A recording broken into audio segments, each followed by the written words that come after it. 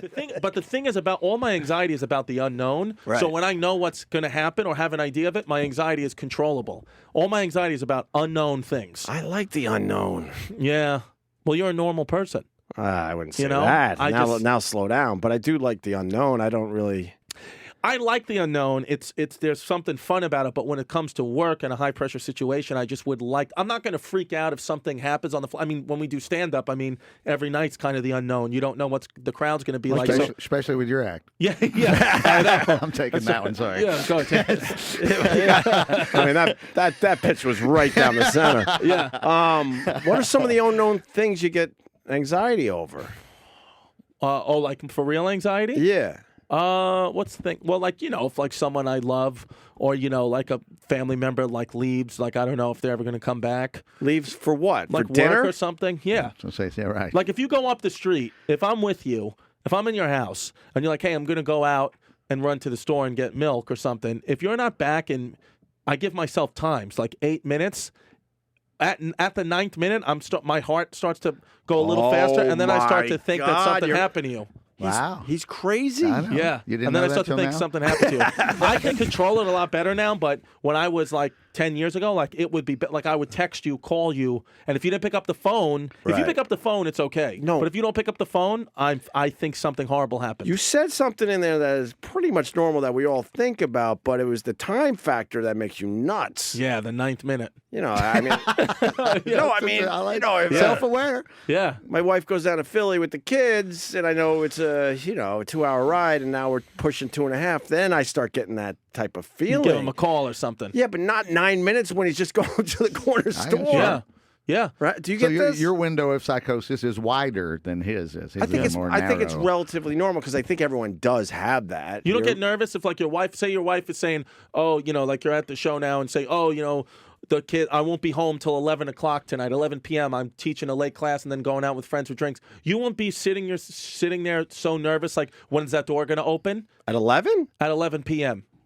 No, not 11, but maybe an hour later or something. Like midnight, 1 a.m., 2 a.m.? Yeah, maybe, but... I'd go to bed and wake up the next day and then wonder. That's how I'm lower down on the chain than y'all. See, like the thing is, here's how my anxiety works. person. Here's how my anxiety works. I'm a horrible person. Someone, say like a girl. He gets a good snooze in. I wish I could do that. fresh. I'll be fresh the next day to start the hunt for you, fucking wherever wish you I might could do be. that. If I get really nervous, like, I get really nervous, like if I have to say your girlfriend, right, I'm with my girlfriend and I'm home and Right. we live together. If she goes out to the store, goes out and does anything, and I'm sitting at the house, I panic. But if I'm not there at the house and she texts me, I'm going to go out, it's a little bit better. It's all about the anticipatory anxiety, and if I know where you're supposed to be, Right. and you're not there, and I'm the only one waiting for you, my panic is through the roof. So if your girl goes, I'm going to go out for a couple hours, do some errands. Yes. And you go, well, what time are you going to be back? And she says, I'm not really sure. That will just set you off? Yeah, I can't. Oh, I won't be able to live with that. wow. I probably, honestly, my God. I'd probably jump in the shower with my clothes on. I wouldn't know what to do. Just to try to settle down. for a That's why second. I failed. Every relationship I've had has failed because the girl usually at some point says, I cannot deal with your level of anxiety.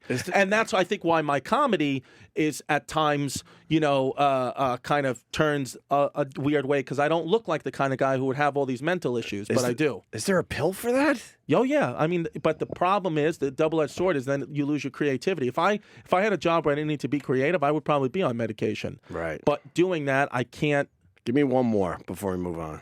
One more anxiety thing. Yeah, that's a good one, though. Like, Because it's sort of based on something everyone He's worried thinks about somebody, yeah. One more anxiety is every time I come home, I have to, the first thing I do before I even take my coat off or drop my keys, I go into the bathroom and push back the shower curtain and make sure nobody's in the shower. I swear to God. See, and we were Why would they be hanging out I there? don't know. Because- That's like Yeah, I think- hack. We were talking about John Carpenter's Halloween earlier. All right, he thinks well, Michael yeah. Myers is Right, the sure. boogeyman is alive. I make sure I go I turn on all the lights and I check the showers and then I open up all the doors and I just make sure nobody's in a room. What about the closets? What about behind underneath the bed? Not underneath the bed, but the closets I check and I do that same thing in hotels. As soon as I get in, I check every room. hotel? Yep, every room, everything. That's why people are like, oh, don't you want to buy a house one day? It's like, absolutely not. I need to be able. It'd be too much shit. 6 bathrooms. Oh my God! Good. I'd never get to bed. Yeah, I would never. Imagine him in a mansion. He's just can't. running around from No, bathroom to I bathroom. would never, And then by the Ever. time he gets to the other side of the mansion, Time to he's got to start start again. over. Right. Yeah, I would never do that. I would live in a condo where I can open up the door, see my entire apartment, and know that everything's okay. That's how I live my life. So it's real anxiety. That is real anxiety. I love his honesty. Everything that Chris was saying, I actually went through myself. What it stems from is abandonment issues. Somebody in your family has left you, whether they died, walked out on you, and now you have this innate fear of being alone, and that's why you're freaking the fuck out. Mark, you nailed it because someone left Chris because a finger roll went I remember bad. that, Yeah. yes. Well, Well, there was going to be a reconciliation, Right. maybe. yes. And then there Until was the finger roll. Finger roll. Then there was a finger roll, and then maybe something went through the TV, and then maybe his mom said, "Yeah, we can't do this." Am I Well, right, Chris there's Distefano? that. There's that, and I think that's where it started. Is my parents, even though my dad was great and saw me all the time, they're that. But I think when it came out, when it manifested, when I lost control of it, is on 9/11. My mom worked in the World Financial Center, Oh, which was right there. God. So that whole, That I didn't makes speak to her. perfect sense. I didn't speak to her for like 15 hours, and we all thought she was dead.